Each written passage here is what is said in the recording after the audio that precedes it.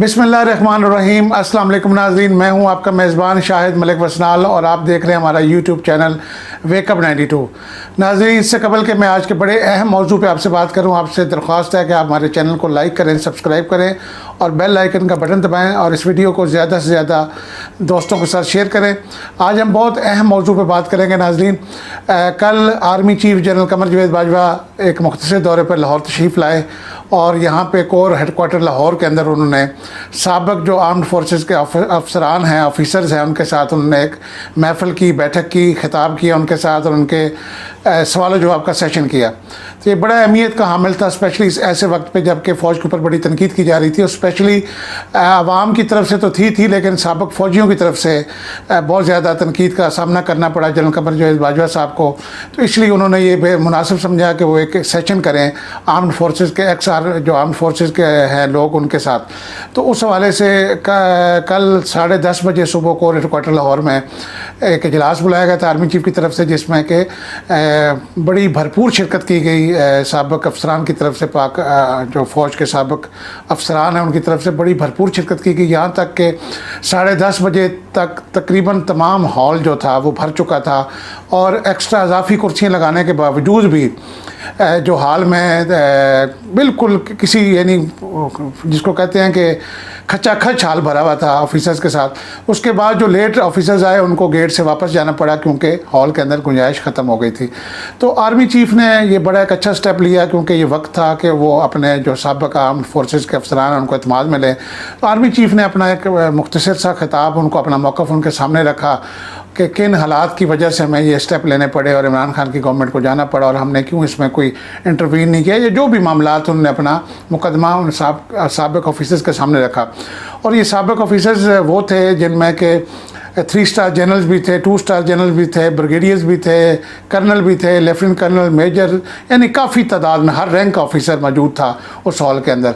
तो हमारे जो ज़राए थे अंदर, जिन्होंने हमारे जो दोस्त थे एक्स रिटायर्ड लोग, उन्होंने हमें जो ये अंदर की जो ख़बर दी है, जो कि मैं चाह रहा था कि मैं अपने नाज़रीन तक शेयर करूँ ताकि हमें हालात हो कि हमारी पाक फ़ौज जो है, हम जो उसके ऊपर नाजायज़ तनकीद कर रहे हैं या नाजायज़ हम उसको क्रिटिसाइज़ कर रहे हैं और उसके ख़िलाफ़ एक प्रोपेगेंडा कर रहे हैं ताकि हमारी आवाम उसको समझ सकें कि अंदर फ़ौज के अंदर क्या हालात चल रहे हैं।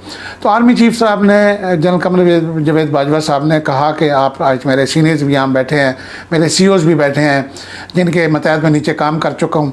उसमें साबिक़ गवर्नर पंजाब जनरल खालिद मकबूल साहब भी थे और भी दीगर काफ़ी अफसरान थे। तो उनसे उन्होंने बड़े खूबसूरती से अपना मौक़िफ़ उनके सामने रखा। उसके बाद एक सवाल जवाब का सेशन किया गया जिसमें कि शुरू में तो जो साबिक़ फ़ौजी अफसरान थे उनकी तरफ से बड़ा सख्त किस्म के सवालात का सामना करना पड़ा आर्मी चीफ़ को, क्योंकि वो काफ़ी गुस्से में थे सारी सूरत हाल के अंदर जो कि पिछले दिनों सामने हमने देखा कि इमरान खान की गवर्नमेंट को एक साजिश के तहत हटाया गया।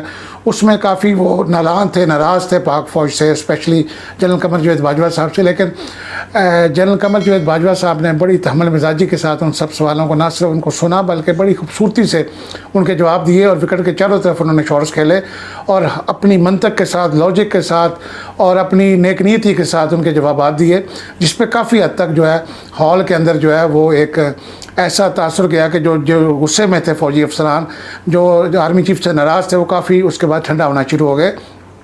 और उसमें आर्मी चीफ साहब ने बताया कि कौन से हालात थे जिनसे हम पिछले 3.5-4 साल से गुजर रहे थे इलेक्शन के बाद। उन्होंने कहा कि नो डाउट इमरान खान और उसकी टीम एक बेहतरीन टीम है और इस वक्त बाकी तमाम जो सियासी जमातों से बेहतर है, बहुत बेहतर है। उन्होंने यहाँ तक कहा कि बहुत बेहतर है और लेकिन हमने 3.5 सालों में इमरान खान को हर किस्म की सपोर्ट दी जहाँ पर भी उसको, क्योंकि उसकी पहली गवर्नमेंट थी, पहली दफ़ा उसको इक़्तिदार का तजर्बा नहीं था, हुकूमत चलाने का तजर्बा नहीं था, लिहाजा जहाँ तक हमारी एक सपोर्ट एज एक इदारा पाक फ़ौज, जहाँ पे भी कोई दिफाई मामलात थे या दीगर मामलात थे, हमने उनको जाके रहनुमाई भी की, उनको गाइड भी किया। लेकिन उसके बावजूद जो है इमरान खान साहब चूँकि सोलो फ़्लाइट करना चाह रहे थे, उन्होंने सोलो फ़्लाइट की और काफ़ी चीज़ों को उन्होंने पार्टी के अंदर से भी लोगों की बातों को नहीं सुना, जिसकी वजह से ये हालात इस तरफ चले गए।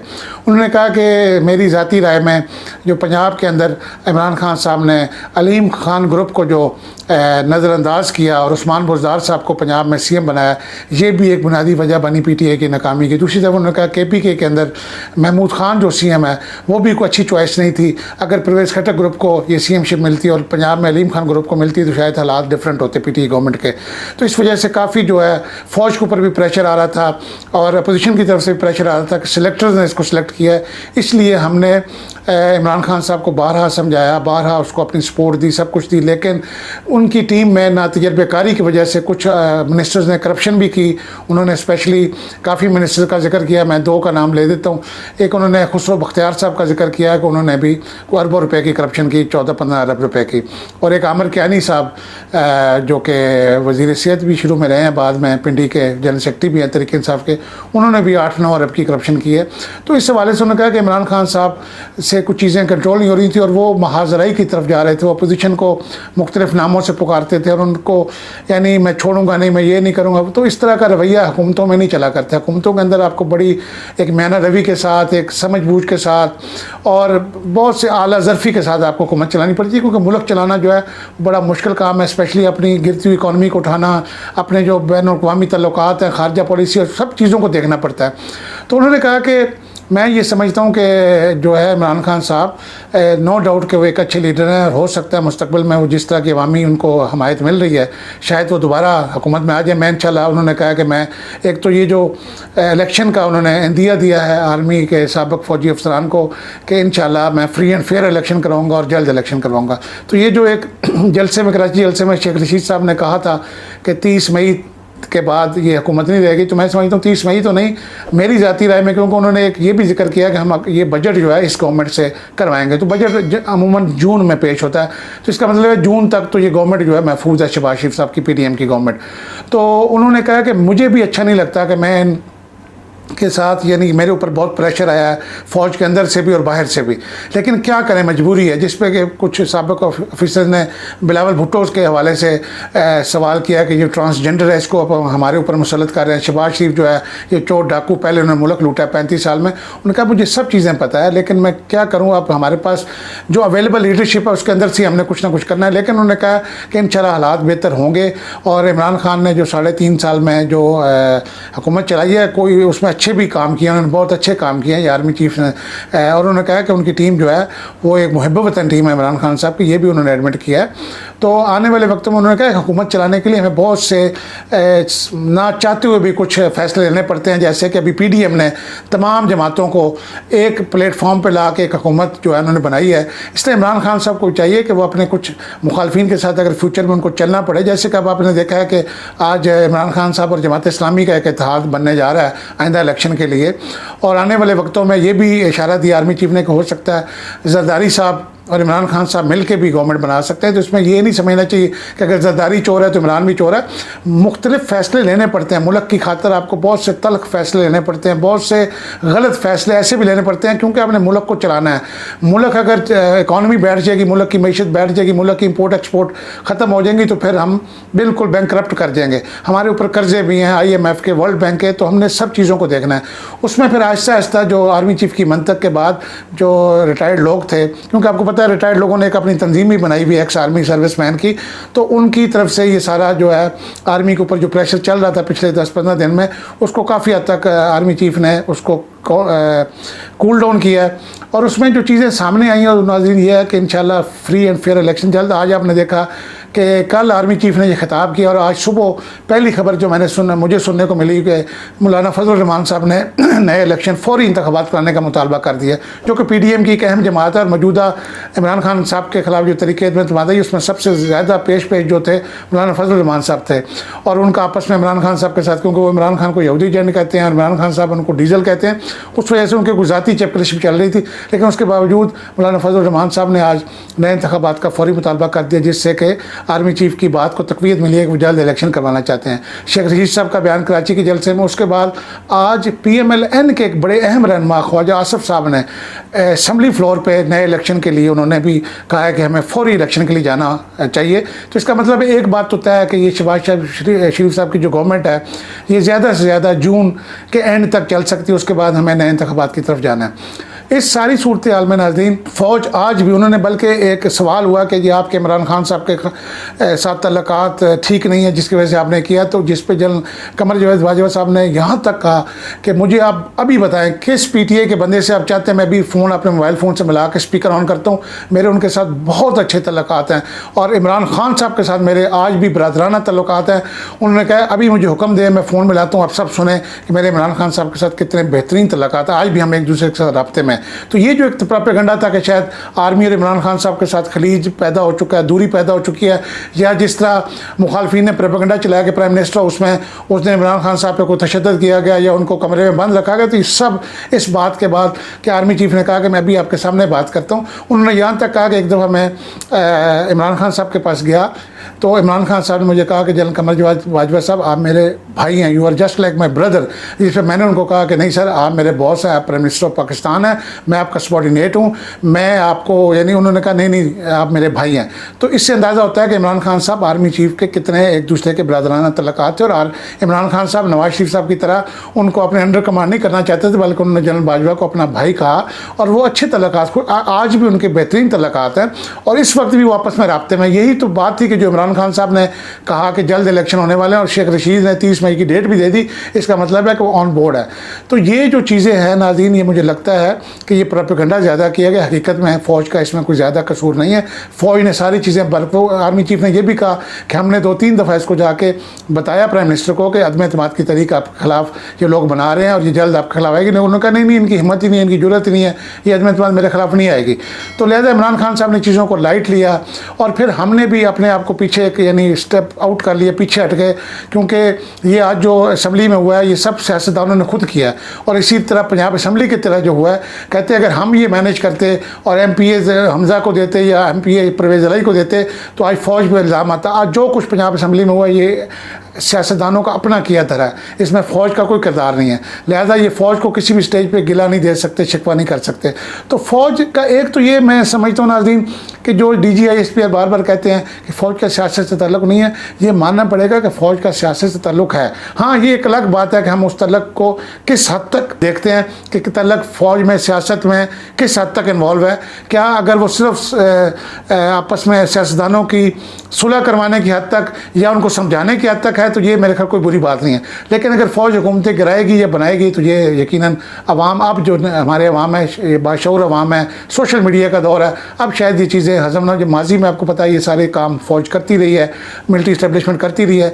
तो ये नाज़रीन एक ऐसी चीज़ थी जो कि मैं समझता हूँ मैं आपको अपडेट करना चाह रहा था। इसके अलावा बहुत सी और भी चीज़ें हैं जो कि मैं यहाँ बयान नहीं कर सकता क्योंकि वो बड़ी सीक्रेट चीज़ें हैं कि मैं अगर वक्त से पहले वो आपको बताऊँगा उससे हो सकता है कि बाहर गलत समझ जाए। लेकिन उन्होंने ये कहा कि अवाम की हमायत इमरान खान साहब के साथ है और उन्होंने अवाम का जो है ये जैसे पावर शो किया इस्लामाबाद का, पेशावर का, कराची का, तो उसको आर्मी चीफ ने महसूस भी किया, देखा भी, उसका इजहार भी किया। तो अभी ये है कि इमरान खान साहब को भी चाहिए कि यही वजह है, वो उन्होंने ये भी वहाँ पे एक बात हुई कि कराची के जलसे में इमरान खान साहब ने फ़ौज के ऊपर कोई अटैक नहीं किया, अदलिया के ऊपर उन्होंने अटैक किया। तो मैं समझता हूँ कि फ़ौज के आज भी इमरान खान साहब के साथ अच्छे तल्लुकात हैं और इमरान खान साहब को चाहिए अपने आने वाले जलसों में कुछ तरह के स्लोगन्स, कोई बैनर्स या आर्मी के खिलाफ कोई बात ना करें। फ़ौज आज भी चाहती है कि अगर फ्री एंड फेयर इलेक्शन के बाद इमरान खान साहब गवर्नमेंट में आते हैं तो हम उनको वेलकम करेंगे। और उन्होंने एक और बड़ी प्यारी बात की आर्मी चीफ ने, उन्होंने कहा कि इमरान खान साहब ने मुझे कहा है कि मैंने गलतियों से सीखा है, मैंने इन गलतियों से जो मुझसे सरजद हुई हैं उस्मान बुज़दार की शक्ल में या महमूद खान की शक्ल में या जंगीर अलीम खान जो नाराज़ हुए हैं या मैंने पार्टी के या इत्तेहादियों की जो बात नहीं सुनी, मैंने उससे सीखा है। तो वो कहते हैं कि इंशाल्लाह अगर इमरान खान दोबारा आया तो कमर जावेद बाजवा साहब ने अपनी राय दी कि मैं समझता हूँ को बेहतर परफॉर्म करेगा, क्योंकि mistakes makes a man perfect. ये गलतियाँ इमरान खान को एक अच्छा लीडर बनाएंगी और वो आने वाली हुकूमत में अच्छा परफॉर्म करेगा। और नाज़रीन ये भी इशारा किसी तरीके से मिला है जो मैंने आपको बताया कि हो सकता है कि जरदारी साहब अगली गवर्नमेंट में तादी हो, जहाँ जमात इस्लामी तादी होगी वहाँ जरदारी साहब भी PDM को छोड़ जाएँ, क्योंकि PDM के अंदर जो इस वक्त लड़ाई पड़ चुकी है। असम्बलियों के अपना पंजाब असम्बली के अंदर जो अभी तक गवर्नर का और सदर का हलफ ना लेना हमजा शहबाज से और उसको आइनी उसके वज़ीर आला तस्लीम न करना, और आज तो नई बात के उस्मान बुज़दार का इस्तीफ़ा ही जो है वो गैर आइनी है। और फिर उधर हम देखें काबीना का जो हलफ है वफाकी काबीना का वो लिंगर ऑन हो रहा है, प्रेसिडेंट ने इनकार कर दिया उनसे हलफ लेने का। तो ये जो लड़ाई चल रही है इसमें मेरे ख्याल अपोजिशन को बहुत नुकसान होगा। और ये चूँकि चूँ का मरबा था और ये जो अचार डाला गया था मुख्तलिफ जमातों का, ये बड़ी खूबसूरत किसने बात की थी कि अचार में हमेशा सरसों का तेल डाला जाता है, लेकिन इसमें चूँकि डीजल डाला था अचार ख़राब हो गया। और यही वजह है कि डीजल ने यानी मौलाना फजल रहमान साहब ने आज अपना इजहार कर दिया नाराज़गी कि वो सदर पाकिस्तान बनना चाह रहे हैं। दूसरी तरफ आसिफ जरदारी साहब भी सदारत के उम्मीदवार हैं, लिहाजा को आपस में अंदर खाने चपकलिश चल रही है जिस पे कि फजल रहमान साहब ने नए इलेक्शन का नारा लगा दिया और शहबाज शरीफ साहब को मजबूरन नए इलेक्शन में जाना पड़ेगा। मुझे ये शहबाज शरीफ साहब की हुकूमत ज़्यादा देर चलती नज़र नहीं आ रही, क्योंकि MQM की को भी कराची के जलसे के बाद अपनी गलती का एहसास हो गया और दीगर जमातों को भी। तो बल्कि आसिफ जरदारी साहब ने तो PTI की तरह इलेक्शन की तैयारी भी शुरू कर दी है। उनके बहुत से चैनल के ऊपर सिंध गवर्नमेंट की तरफ से इश्तिहार चल रहे हैं जो अक्सर इलेक्शन के दरमियान सिंध हुकूमत की परफॉर्मेंस कारकर्दगी वो दिखा रहे हैं TV चैनल्स के ऊपर। तो वो भी इंतखाबात की तैयारी कर रहे हैं। जरदारी साहब एक समझदार सियासतदान है, उनको हालात उन्होंने लिखा पढ़ लिया दीवार के ऊपर के नए इलेक्शन होने जा रहे हैं, लिहाजा वो इमरान खान साहब के साथ आने वाले वक्तों में करीब हो सकते हैं। और ये बड़ा क्योंकि मिलिट्री इस्टेब्लिशमेंट कल के दुश्मनों को आज का दोस्त बनाती है और आज के दुश्मनों को दोस्तों को कल का दुश्मन बनाती है। तो ये एक और जो चीज़ बताई है कि ये जो बजट है ये बड़ा सख्त फैसला इसमें होने हैं, बड़े सख्त फैसले होने हैं, बड़ा सख्त बजट आ रहा है। ये भी आर्मी चीफ ने बताया क्योंकि हमारा जो बजट डेफिसिट जो है वो बहुत ज़्यादा बढ़ गया है, जिसकी वजह से ये इसमें हमें बड़े सख्त फैसले लेने हैं। और इसका अगर ये इमरान खान साहब बजट पेश करते तो उनको ज़्यादा सियासी नुकसान होता। अब ये तमाम जो फैसले हैं ये शहबाज शरीफ को करने होंगे और बजट के अंदर जो भी सख्त फैसले होंगे चाहे वो महंगाई की शक्ल में होंगे वो सारी जो उसकी जो लानत अवाम की तरफ से आएगी वो मुस्लिम लीग नून के हिस्से में आएगी। तो उन्होंने ये भी कहा, उन्होंने कहा शहबाज शरीफ जो है वहाँ उन्होंने तारीफ़ की, उन्होंने कहा शहबाज शरीफ भी हमारा बरखुरदार है और वो बड़ी अच्छी बरखुरदारी कर रहा है। ये अल्फाज हैं आर्मी चीफ के। तो मैं समझता हूँ कि शहबाज शरीफ साहब का वो जो चेरी ब्लॉसम और इमरान खान साहब ने कहा बूट पॉलिश, तो वो उधर से तस्दीक हुई है कि वो हमारा बरखुरदार है और अच्छी बरखुरदारी कर रहा है नवाज शरीफ और मरीम की निस्बत। और यही वजह है कि मरीम बीबी जो है वो बज़ाहिर ट्वीट इमरान खान साहब पे गुस्सा निकाल रही हैं ताना जनी करके एक औरत होने की सीट से, लेकिन अंदर से वो नाखुश हैं क्योंकि वो किसी भी सूरत नहीं चाहते थे कि उनके चचा शहबाज शरीफ और उनका चचा का बेटा हमजा पंजाब का वज़ीर आला बने और चचा प्राइम मिनिस्टर बने।